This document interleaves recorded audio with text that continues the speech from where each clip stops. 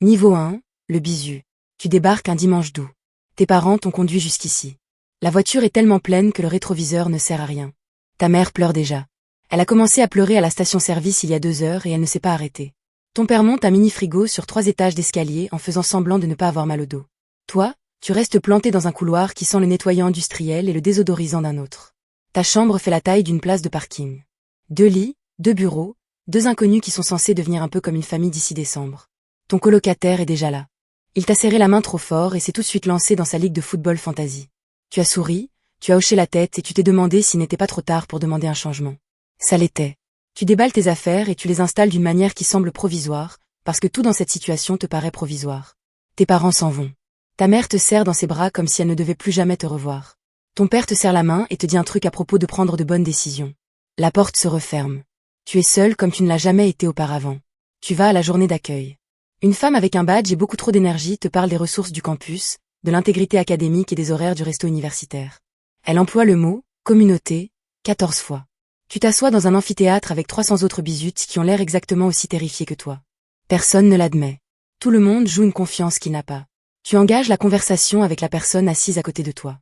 Vous échangez vos numéros de téléphone. Tu ne lui enverras jamais de message. Tu choisis tes cours. Tu ne sais pas ce que tu fais. Ton conseiller pédagogique t'a accordé 4 minutes et a entouré des numéros de cours sur une feuille. Tu t'es inscrit en introduction à la psychologie parce que quelqu'un t'a dit que c'était facile. Tu t'es inscrit en composition anglaise parce que c'était obligatoire. Tu t'es inscrit à un cours de maths qui commence à 8 heures du matin parce que c'était la seule section ouverte. Tu assisteras à ce cours de maths 5 fois avant d'arrêter d'y aller. Le premier mois, c'est le chaos. Tu manges seul plus souvent que tu ne l'admettras jamais. Tu t'assieds à une table du resto universitaire, ton téléphone calé devant toi pour avoir l'air occupé. Tu rejoins 3 clubs la première semaine et tu en quittes 2 d'ici octobre. Tu vas à une soirée dans une chambre universitaire trop bruyante et trop bondée. Tu restes debout contre un mur, un verre à la main, en faisant semblant de t'amuser. Tu restes éveillé jusqu'à 3 heures du matin parce que personne ne te dit de ne pas le faire. Tu n'entends pas ton réveil. Tu rates des dates limites. Tu écris ta première dissertation universitaire la veille de la remise et tu récoltes un C-. Les commentaires du prof font 2 phrases et ils font plus mal que n'importe quelle note que tu as eue au lycée. Tu appelles ta mère et tu lui dis que tout va super bien. Ce n'est pas vrai, mais ça finira par aller. Tu ne le sais pas encore. Tu sais juste que le resto ferme à 21 heures et que tu as déjà de nouveau faim. Niveau 2, le 2e année. Maintenant, tu connais des trucs. Tu sais quel resto universitaire sert la meilleure bouffe le jeudi. Tu sais quels bâtiments ont les toilettes les plus propres. Tu sais quels profs notent large et lesquels vont te faire gagner chaque point à la sueur de ton front. Tu sais où t'asseoir dans un amphithéâtre pour pouvoir sortir tôt sans te faire remarquer. Tu sais quel étage de la bibliothèque est calme, lequel est social, et lequel pue la moisissure. Tu as déclaré une majeure. Tu l'as choisi parce que tu as aimé un cours en première année et que tu en as déduit que ça voulait dire que tu aimerais toute une carrière construite autour de ça. Tu as peut-être raison. Probablement pas. Le formulaire est signé. Le conseiller a hoché la tête. Maintenant tu es un étudiant en biologie, ou en histoire, ou en communication. Tout ça paraît plus concret qu'il y a un an. Tes parents te posent la question à chaque appel. Qu'est-ce que tu vas faire avec ce diplôme? Tu n'as pas de réponse. Tu changes de sujet. Tu as déménagé hors du campus, un appartement avec 3 amis, décrit comme « cosy » dans l'annonce et qui s'est révélé être tout petit. La cuisine a 2 plaques et un micro-ondes. L'évier fuit. Les murs sont assez fins pour entendre le réveil du voisin tous les matins à 6 heures. Le proprio n'a jamais répondu au téléphone du premier coup. Le loyer tombe le 1er du mois, et tu découvres ce que c'est que de faire un budget quand personne ne remplit plus ton frigo. Tu manges des pâtes 4 soirs par semaine. Tu découvres à quel point le fromage coûte cher. Tu comprends tes parents comme tu ne les avais jamais compris auparavant. Tu as une routine maintenant. Les cours le matin, la bibliothèque l'après-midi, un truc social le soir. Tu étudies plus qu'en première année parce que les cours sont devenus plus durs et que les notes ont commencé à compter. Tu tournes à 3,1 de moyenne, ce n'est pas assez pour le programme que tu vises, mais ce n'est pas assez mauvais pour paniquer. Tu es dans la moyenne. La plupart des gens sont dans la moyenne. Personne ne parle de la moyenne. Tu commences à comprendre que l'université n'est pas une méritocratie. C'est un système. Les étudiants qui réussissent bien ne sont pas toujours les plus intelligents. Ce sont ceux qui ont pigé le système en premier. Les heures de bureau, les groupes d'études, savoir quel assistant note le plus gentiment. Toi aussi, tu commences à piger. Tu trouves un boulot à temps partiel à la librairie du campus, ou au centre sportif, ou au café du coin. 12 heures par semaine au salaire minimum. Ça ne couvre pas grand-chose, mais ça couvre assez pour te donner l'impression d'être un adulte. Tu le mets sur ton CV même si ça n'a rien à voir avec ta majeure. Tout va sur le CV maintenant. Tu es en train de construire quelque chose. Tu ne le vois juste pas encore. Niveau 3, le 3e année. C'est l'année où tout s'accélère. Les classes sont plus petites. Les profs connaissent ton nom. Ils savent quand tu n'as pas fait les lectures. Le travail est plus dur. Tu ne mémorises plus des faits. Tu analyses. Tu argumentes. Tu défends des positions que tu n'es même pas sûr de croire, parce que le cours l'exige. Tu écris des dissertations de 15 pages et tu présentes des travaux de recherche devant des salles pleines de gens qui posent de vraies questions. Tu suis des séminaires où ton opinion compte, où se tromper fait partie du processus. Tu commences à comprendre ce qu'est vraiment l'éducation. Ce ne sont pas des réponses. Ce sont de meilleures questions. Tu commences à réfléchir à la suite. Les études supérieures, le boulot, le monde réel que tout le monde évoque comme une menace. Tu vas au salon de recrutement, tu serres des mains de recruteurs qui prennent ton CV et ne rappellent jamais. Tu mets à jour ton profil LinkedIn pour la première fois et tu te prends la tête sur le titre. Tu postules à des stages et tu essuies 12 refus avant que quelqu'un dise oui. Le stage ne paie rien. Tu l'acceptes quand même parce que l'expérience vaut plus que l'argent en ce moment. Du moins, c'est ce que tout le monde te dit. Tu passes un été à classer des papiers dans un bureau en appelant ça du développement professionnel. Tu le mets sur ton CV en le décrivant avec des mots qui le rendent important. Tu pars étudier à l'étranger un semestre si ta famille en a les moyens.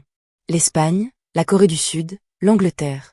Tu vis dans un pays où personne ne te connaît et où rien ne fonctionne comme à la maison. Tu apprends plus en 4 mois qu'en 2 ans de cours magistraux.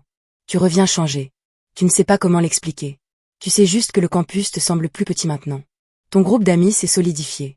Les 40 personnes que tu connaissais en première année sont devenues 6 personnes en qui tu as vraiment confiance. Tu as perdu des amis à cause de transferts, de drames, de cette lente dérive qui se produit quand les gens commencent à devenir ceux qui vont vraiment être. Certaines amitiés n'ont pas survécu à l'honnêteté de cette 3e année. Toutes ne te manquent pas. Certaines te manquent. Tu commences à réaliser que l'université n'est pas éternelle. Le compte à rebours a commencé, et tu peux l'entendre. Niveau 4, le dernier année. Tu es fatigué d'une manière qui ne ressemble à aucune autre fatigue. Pas la fatigue du manque de sommeil, une fatigue existentielle. Tu es scolarisé depuis 16 années consécutives. De la maternelle à la terminale, puis ces 4 années ici. Tu es si près de la fin que tu peux la ressentir, et ça te terrifie plus que ça ne t'excite. Tu postules à des emplois, ou à des programmes de master, ou les deux. Ta boîte mail est un cimetière d'emails de refus. Nous vous remercions pour votre intérêt. Nous avons décidé de poursuivre avec d'autres candidats. Chaque refus fait un peu moins mal que le précédent. Tu te rends à des entretiens dans des vêtements que tu as achetés spécialement pour les entretiens. Tu réponds à des questions sur tes forces, tes faiblesses, et où tu te vois dans 5 ans. Tu ne sais même pas où tu te vois dans 5 mois. Tu es assis dans des salles d'attente avec d'autres candidats qui ont l'air mieux préparés que toi. Ils ne le sont probablement pas. Vous avez tous juste l'air nerveux de manière différente. Tu commences à te demander si ta majeure était une erreur. Tu commences à te demander si tout ça était une erreur. Puis une entreprise te rappelle et te propose un job qui n'a rien à voir avec ton diplôme, mais qui paie assez pour couvrir le loyer. Tu acceptes. Tout le monde accepte. Tu termines ton projet de fin d'études. Un mémoire, un portfolio, une présentation finale censée représenter tout ce que tu as appris. Tu te tiens devant une salle, tu parles pendant 20 minutes et tu réponds aux questions. Quand c'est fini, ton professeur te serre la main. Cette poignée de main compte plus que tu ne t'y attendais. Tu sors du bâtiment et le campus t'apparaît différemment. Les arbres sont les mêmes. Les bâtiments sont les mêmes. Mais toi, tu ne le es plus. 4 ans sont passés et tu les as à peine remarqués. Le jour de la remise des diplômes arrive. Tu portes une toque et une robe que tu as louée pour $60. Tu es assis dans un stade avec un millier d'autres étudiants de dernière année et tu écoutes un orateur te dire de poursuivre tes rêves. Le discours est oubliable. Le moment ne l'est pas. Ta famille est dans les tribunes. Ta mère pleure à nouveau. Ton nom est appelé. Tu traverses la scène. Quelqu'un te tend un portfolio en cuir. Le diplôme n'est pas dedans. Il sera envoyé plus tard. Mais tu tiens ce portfolio comme s'il représentait quelque chose. Parce que c'est le cas. Tu prends des photos. Tu serres dans tes bras des gens que tu ne reverras peut-être jamais. Tu promets de rester en contact, et tu le penses vraiment. Tu ne tiendras pas la plupart de ces promesses. Tu as fini. Tu ne fais que commencer. Les 2 sentiments sont strictement identiques. Niveau 5, le doctorant. Tu es reveno. Tout le monde ne le fait pas, mais le marché du travail était mince et ton professeur avait dit que tu avais du potentiel. Le programme offrait une bourse à peine suffisante pour vivre. Alors te voilà, de retour sur le campus. Mais tout est différent maintenant. Tu n'es plus un étudiant comme avant. Tu es un chercheur. Tu as un bureau dans un labo ou un espace partagé avec 3 autres doctorants. Le bureau a un ordinateur, une pile de papier et une tasse à café qui n'a pas été lavée depuis une semaine. Tu passes 10 heures par jour à lire des articles de 30 pages, écrits dans un langage conçu pour tenir les étrangers à l'écart. Tu surlignes des phrases. Tu prends des notes. Tu relis le même paragraphe 4 fois et tu ne sais toujours pas ce qu'il signifie. Tu commences à écrire tes propres articles dans ce même langage dense, parce que c'est ce que le milieu attend. Ton directeur de thèse est la personne la plus importante dans ta vie maintenant. Plus importante que tes amis, plus importante que ta famille par certains aspects. Ton directeur décide de l'orientation de tes recherches. Ton directeur décide quand tu soutiendras. Ton directeur décide si ton travail est assez bon. Ton directeur écrit les lettres de recommandation qui détermineront ta carrière. S'il t'apprécie, des portes s'ouvrent. S'il ne t'apprécie pas, tu es livré à toi-même. La relation est en partie mentor, en partie patron, en partie gardien du temple. Tu l'as vu arriver à d'autres étudiants. Ils changent de directeur, ou de programme, ou partent complètement.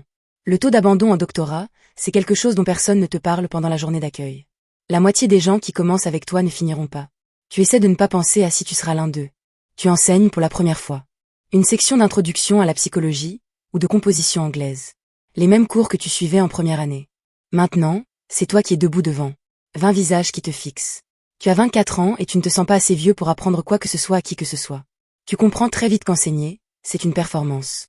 Tu te prépares pendant des heures et tu délivres tout en 50 minutes. Ensuite, tu rentres chez toi et tu corriges des copies jusqu'à minuit. Un étudiant t'envoie un email pour contester une note. Un autre t'envoie un email pour dire qu'il ne pourra pas venir en cours pour la 3e semaine de suite. Tu réponds aux deux avec plus de patience que tu n'en ressens. Il te paie 20 000 $ par an pour ça. Tu calcules ton taux horaire une fois, puis tu ne le fais plus jamais. Tes amis de l'université gagnent 3 fois ton salaire dans des boulots avec assurance maladie et week-end de congé. Tu essaies de ne pas y penser. Tu te dis que c'est un investissement. Certains soirs, ça te semble vrai. D'autres soirs, non. Niveau 6, le chargé de cours. Tu as fini ton doctorat. Félicitations. Tu as un doctorat. 6 ans de ta vie. Tu as aussi 40 000 $ de dette et pas d'emploi à temps plein. Les postes menant à la titularisation dont tu rêvais n'existent plus. Ou alors ils existent, mais il y a 300 candidats pour chaque poste. Tu as postulé à 47 postes l'année dernière. Tu as eu 2 entretiens. Tu as eu 0 offre. Tu es surqualifié pour tout, et sous-qualifié pour la seule chose que tu veux. Alors tu deviens chargé de cours. Tu donnes 3 cours dans 2 universités différentes. Tu conduis entre les campus, un sac plein de copies sur le siège passager. Tu déjeunes dans ta voiture, sur un parking, entre 2 cours. Tu n'as pas de bureau. Tu tiens tes heures de bureau dans un café. Tu corriges sur la table de ta cuisine. Tu es payé au cours. 3 000 $ par cours, peut-être 4 000 si l'université est généreuse. Tu assures la même charge qu'un professeur titulaire, pour un tiers du salaire, sans aucun avantage. Pas d'assurance maladie, pas de retraite, aucune sécurité de l'emploi. Ton contrat est renouvelé semestre par semestre. Tu découvres en août si tu as un boulot. Certains semestres, on supprime une section et tu perds un tiers de ton revenu avec 2 semaines de préavis. Tu adores enseigner. C'est ça, la partie cruelle. Tu adores te tenir face à une salle et regarder quelqu'un comprendre quelque chose pour la première fois. Tu adores ces conversations après le cours, quand un étudiant s'attarde pour poser une question qui montre qu'il réfléchit vraiment. Tu adores voir l'écriture d'un étudiant s'améliorer au fil d'un semestre. Tu adores les emails d'anciens étudiants qui te disent que ton cours a changé quelque chose pour eux. C'est pour l'enseignement que tu es là. Enseigner ne suffit pas à payer le loyer. Tes étudiants n'ont aucune idée de combien tu gagnes. S'ils savaient, la plupart seraient horrifiés. Tu postules à des postes à temps plein chaque automne. Le cycle se répète. Candidature, refus, entretien qui se passe bien, mais pas assez. Tu te dis que l'année prochaine sera différente. Ça fait 3 ans que tu te répètes ça. Certains de tes amis du doctorat ont complètement quitté le monde académique. Ils travaillent dans le conseil, la tech ou le gouvernement. Ils ont l'air soulagés. Tu commences à te demander si c'est le système qui est cassé, ou si c'est toi. Niveau 7, le professeur assistant. Quelqu'un a dit oui.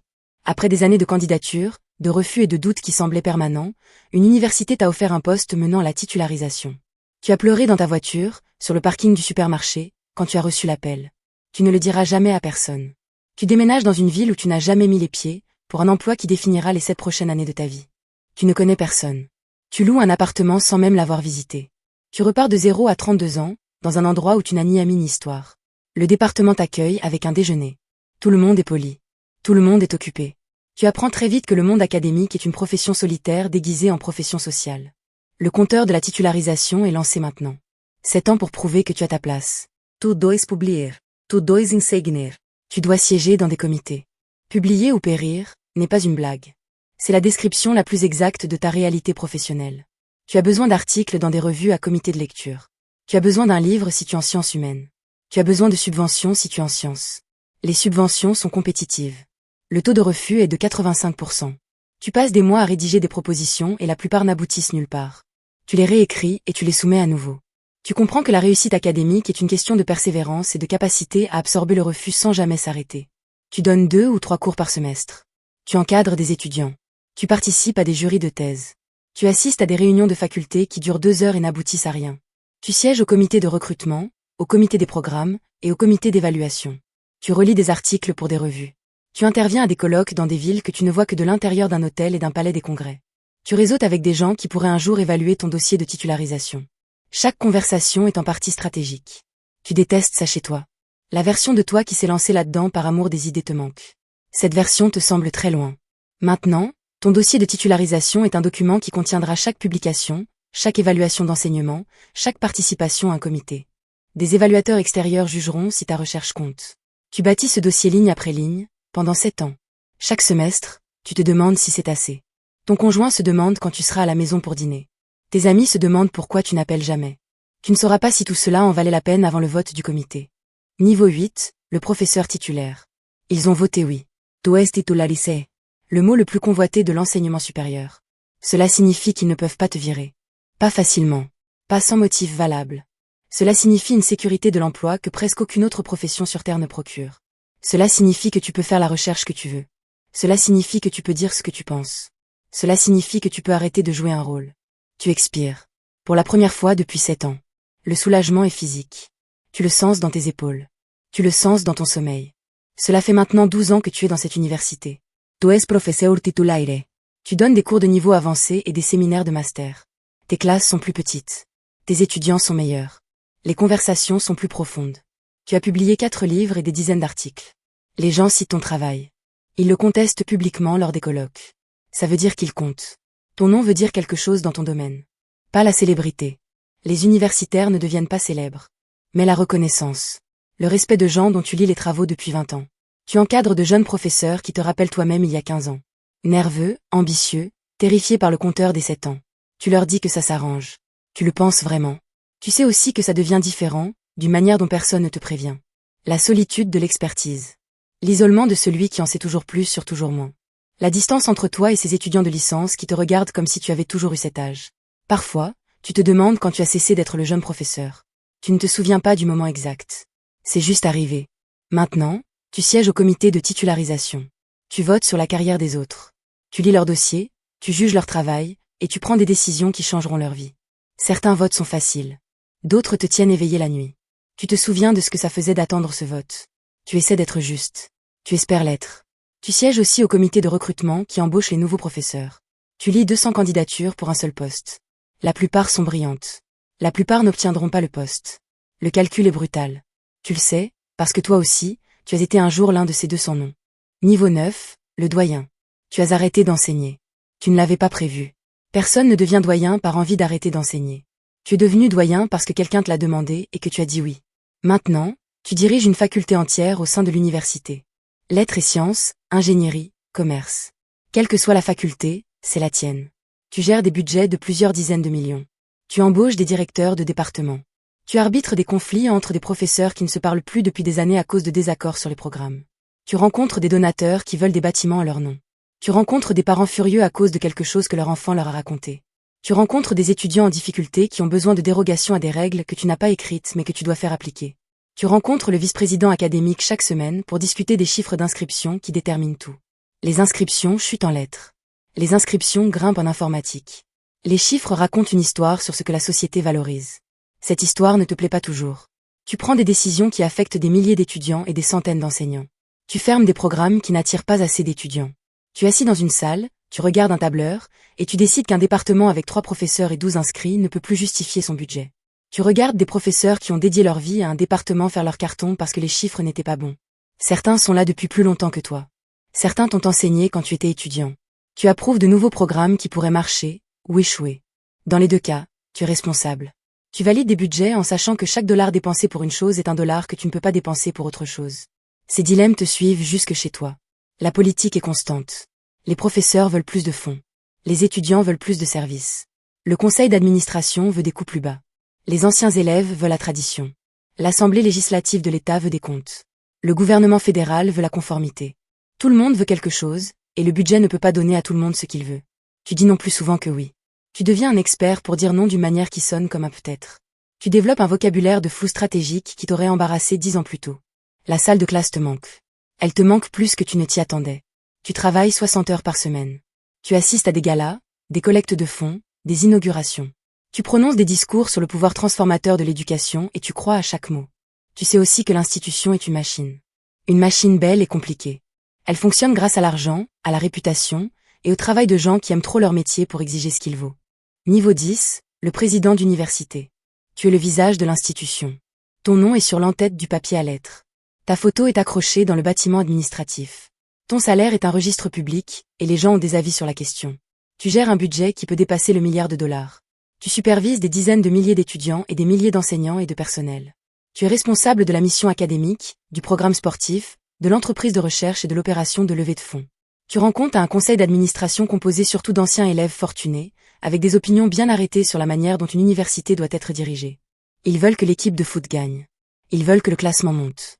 Ils veulent que les coûts baissent. Ils veulent tout cela simultanément. Tu es un PDG, qui est aussi un diplomate, qui est aussi un politicien. Tu es toutes ces choses, et aucune pleinement. Tu rencontres des gouverneurs. Tu témoignes devant les législateurs de l'État. Tu négocies avec les syndicats. Tu appelles des donateurs dont un seul dont peut financer un bâtiment entier. Tu dînes en face d'un milliardaire et tu défends la cause pour que son argent vienne ici. Tu es devenu très doué pour demander de l'argent. Tu n'avais jamais imaginé que ce serait à compétence principale. Tu gères les crises. Un scandale au département sportif.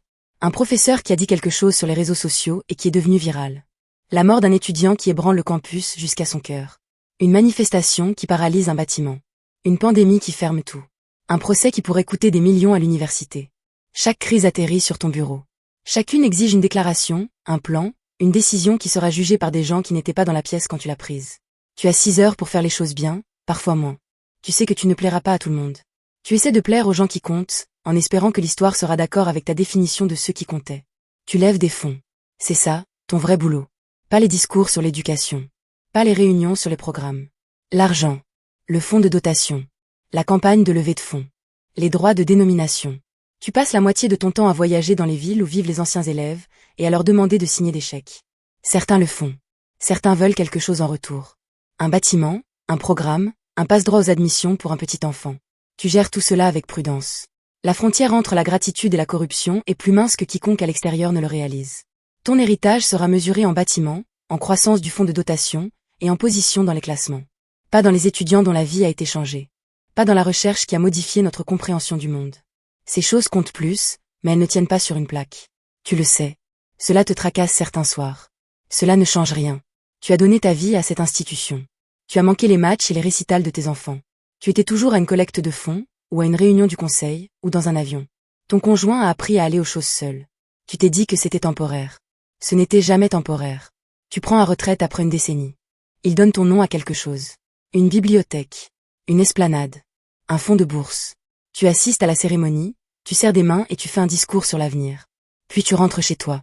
Le prochain président est déjà en train d'être choisi. Le comité de recrutement se réunit dans une salle de conférence qui était autrefois la tienne. Ils choisiront quelqu'un de nouveau. Quelqu'un avec de nouvelles idées et une nouvelle énergie, qui n'a aucune idée de combien le fauteuil est lourd en réalité. L'institution continuera, parce qu'elle n'a jamais vraiment tourné autour de toi. Elle a toujours tourné autour des étudiants. Quelque part, en ce moment même, un jeune de 18 ans sort d'une voiture bien trop pleine, sur un parking devant une résidence universitaire. Ses parents l'aident à monter des cartons dans les escaliers. Sa mère pleure. Son père fait semblant de ne pas avoir mal au dos. Le couloir sent le nettoyant industriel et le désodorisant d'un autre. Il ne connaît personne. Il ne sait pas ce que les 4 prochaines années vont lui coûter, ou lui enseigner, ou faire de lui. Il ne sait rien des nuits blanches, des emails de refus, et des dissertations écrites à 2 heures du matin. Il ne sait rien des amitiés qui façonneront sa vie, ni de la solitude dont personne ne l'a prévenu. Il le découvrira. On finit toujours par le découvrir. Le cycle continue.